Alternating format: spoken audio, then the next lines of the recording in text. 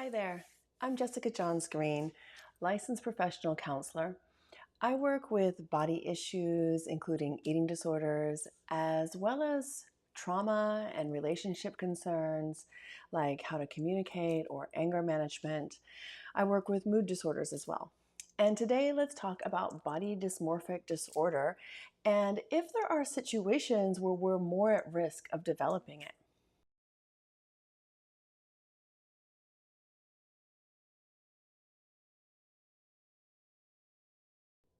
We hear body dysmorphia referred to a lot, and sometimes in a kind of offhanded way, like when we feel shy or insecure and say, that's just my body dysmorphia.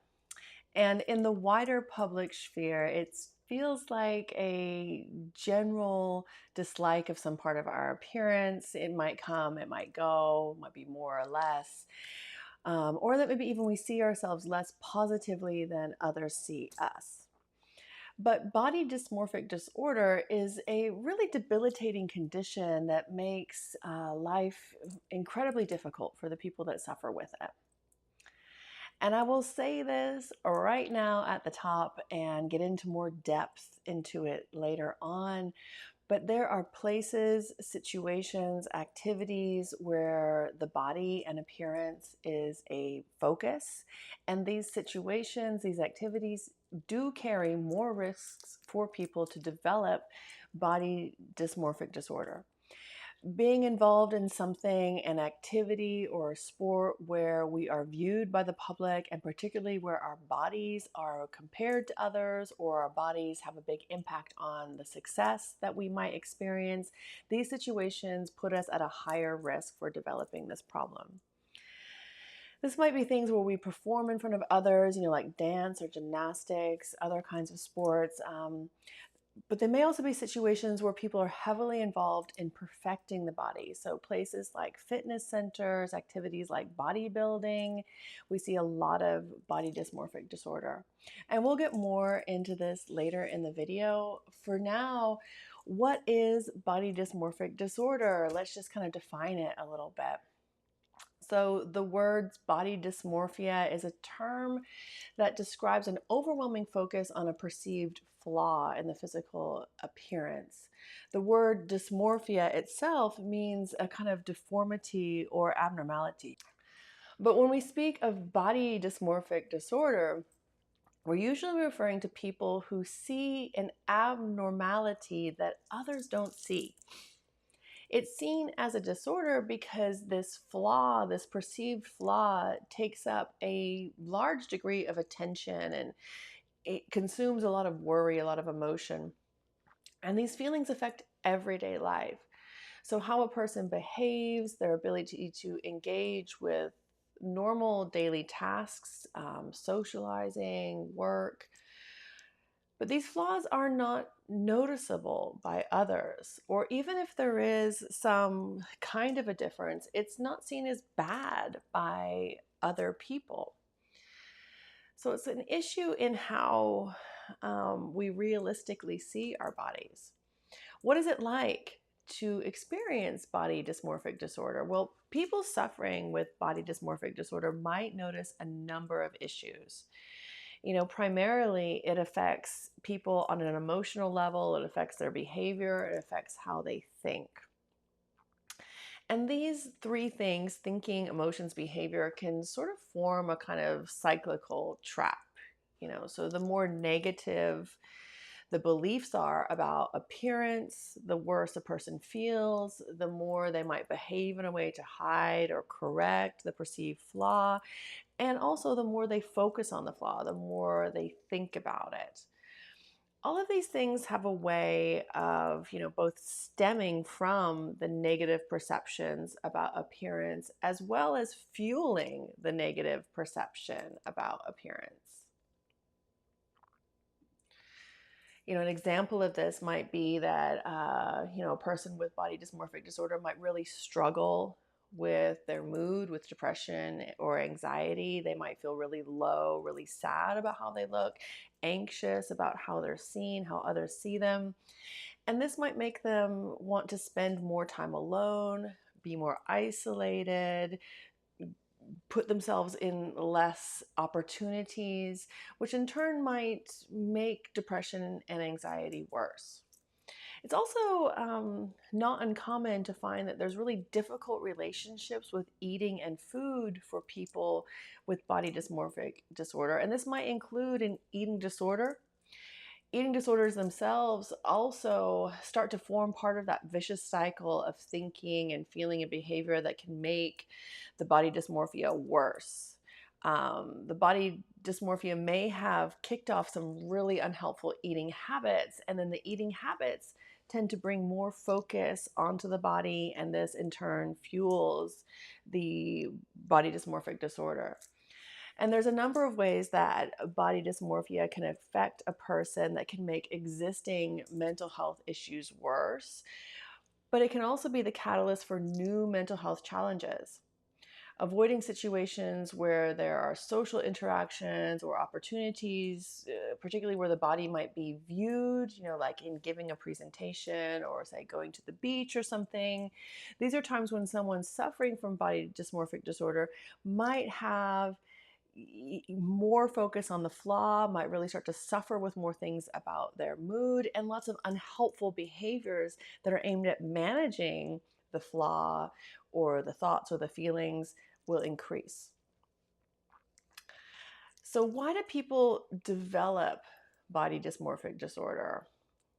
What's interesting is that, people's bodies change over time, and, there may be things that at certain points in life feel different. But it may not be something that's noticeable or may not be seen as a big deal to other people. In reality, the average person wouldn't see it. But I have met and worked with clients who maybe at a young age felt different in some way. Maybe they were growing taller than their peers, or they felt shorter than their peers. Maybe they went into puberty a little bit sooner than other people. And the kind of feelings of discomfort that go with that followed them on into adulthood. It's, arguably something that could be, something different about their appearance in childhood, but normally by adulthood, these things have kind of evened out and other people can't see them. However, what's interesting is that for these people, sometimes that belief that I am different and everyone can see it kind of clings on, kind of lingers on into adulthood. And so while there are people who have that as a sort of catalyst, for the great many more people with body dysmorphia, it's something that can't be seen by other people. They feel like their body looks different. They feel like there's some kind of attribute that's obvious, that's a flaw, but it's not obvious to other people. Other people can't see it. So their belief does not really correspond with current reality, at least, even if it did at one point. So examples of this that are really common, maybe people seeing themselves as fat when there's actually evidence to the opposite, or seeing oneself as maybe small, thin, skinny, when the person is actually quite muscular or big, even a bodybuilder. So why does body dysmorphia take hold even when there's no visible difference that's obvious to other people? And I think this has to do with circumstances and resources. So if circumstances, if the situation that we're living in, the experiences that we're in become really overwhelming, and we lack options or resources to help with that overwhelming feeling, then fixating on the body, focusing on the body can offer a source of distraction and control, a way to regulate that overwhelming stuff. So if we're really struggling in life with something that we can't control, fixating on the body can feel helpful. And to back that up, there's really no shortage of messages circulating around in the world and society that are telling us that a better body will definitely make you happier. Sadly, though, for people struggling with body dysmorphic disorder, this is not true. And all that striving for a better body, all that focus on it really does make them feel worse. So back to these risky situations, I think it's really actually useful to consider that there are situations where people might be more at risk of developing body dysmorphic disorder. These, again, are places and situations where, body dysmorphia is more common.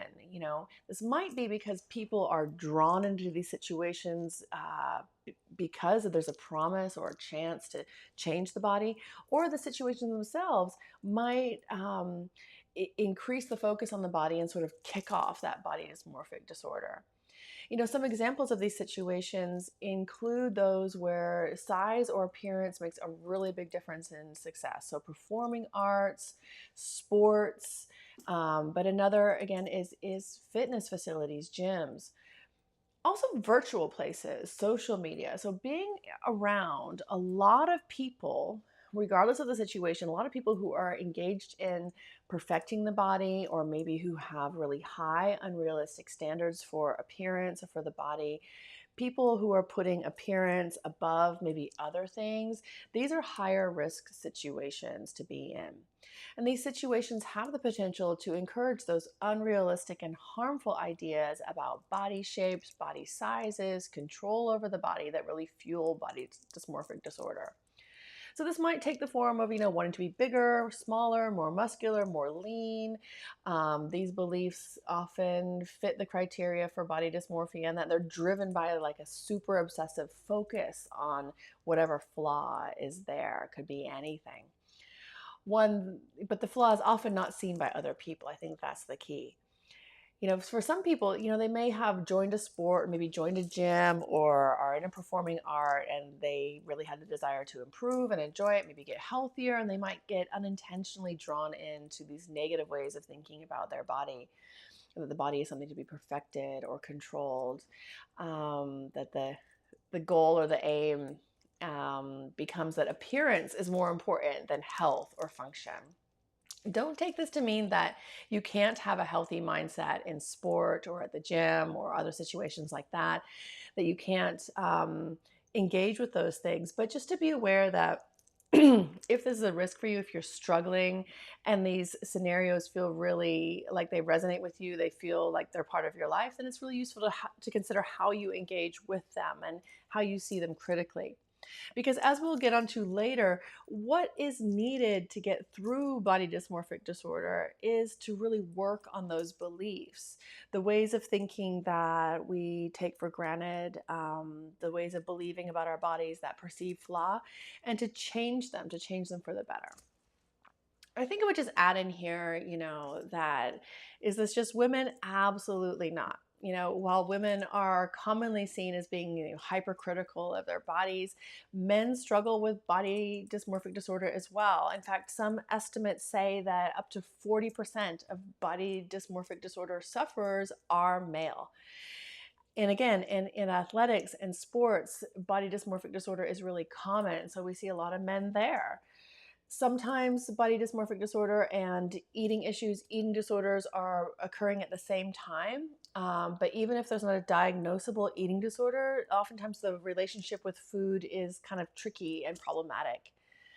It's thought that maybe 30% of body dysmorphic disorder sufferers also have an eating disorder. So that's a lot, but it also means that there's a big majority who do not, even though they're experiencing a great deal of dissatisfaction with their body. So it might be useful to think about, how would body dysmorphic disorder show up in daily life? If you're having an issue, how do you know if this is a problem? So it really affects how it feels to be around others, and it can certainly show up in social situations or at work. Might find that these situations, you want to avoid them, and these can leave a person feeling really isolated. There might also be a lot of like ritualistic behaviors that help a person to manage that stress of being seen. So people with body dysmorphic disorder often do an excessive amount of body checking, using the mirror, using selfies, maybe a scale, to obsessively check how they look and how they might seem to others. Body checking really makes the problem worse because it increases attention to this kind of perceived flaw, and it acts as a kind of confirmation bias. So we see what we expect to see. We see what we're looking for. It's also not uncommon for people with body dysmorphic disorder to seek out a lot of cosmetic treatments, a lot of procedures, surgeries, Although sadly, it rarely solves the problem. Because the issue is not really about, this flaw in the body, but it's about unrealistic beliefs and dysfunctional perceptions of the body that are not based in reality. So, changing the body often doesn't feel like enough. It might provide some temporary relief, and then there's a need to seek out further, more and more procedures. It's also really unhelpful that if you're looking for a procedure, you can probably find a doctor somewhere who will say, yes, we can correct this thing that's wrong. And that sort of reinforces the idea that something is actually wrong in the first place when it may not be so. So, what does treatment look like for body dysmorphic disorder? Well, relief is possible, but it does include working on those beliefs about the body, building a more realistic view, how we're going to see the body and have more accurate perceptions of how others see your body as well. It might include in really slowly working into being comfortable in social situations, as well as reducing some of those ritualistic behaviors like body checking. If disordered eating is involved, then the eating behavior will definitely need to be regulated to help with managing the risks to health. But also because dysregulated eating will make anxiety worse, the mood worse, and makes it harder to do that reality checking on those beliefs. Working on noticing emotions and noticing how activated and alert my nervous system is can be really helpful as an aspect of treatment. So, it might include developing ways to experience the body, to manage reactions, maybe with breathing, with movement, maybe yoga, calming or grounding, all ways to help manage that spiral that we can get into with body dysmorphic disorder where the thinking and the emotions kind of fuel off of each other.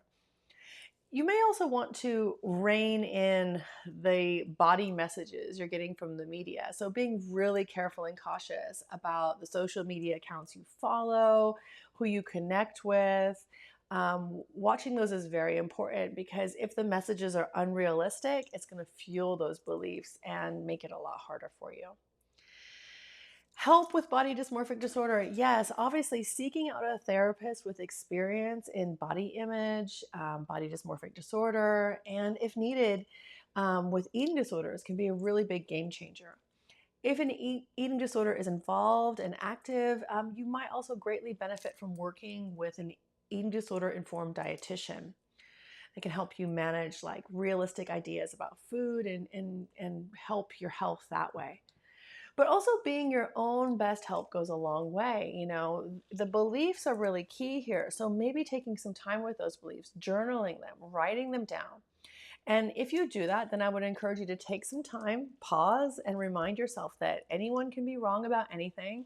And even if we thought it for a long time, it doesn't mean it's true. And then get that journal back out and ask yourself about these thoughts. Are these thoughts realistic? Even if they feel realistic, are they helpful? And is there a way I could turn them around to make them more realistic, more helpful? Another option for working with the unrealistic beliefs, the thoughts, is by, almost not engaging with them. They might be really pervasive, coming to you all the time. And we can start to notice the thoughts and say, hey, that's just a thought. That's not necessarily reality. It's not something I necessarily need to act on, and learn to tolerate them that way. Much of our thinking feels really important, and actually it may not be. Yoga and calming, these kind of mindful activities can really help with this approach. And you may want to check it out. Some videos that I'll link here to work with those thoughts and feelings without acting on them, to really calm the body. As always, I love to hear your thoughts, your experience. Feel free to drop me a comment down below. I always value your views, your likes, your comments. And until next time, be well.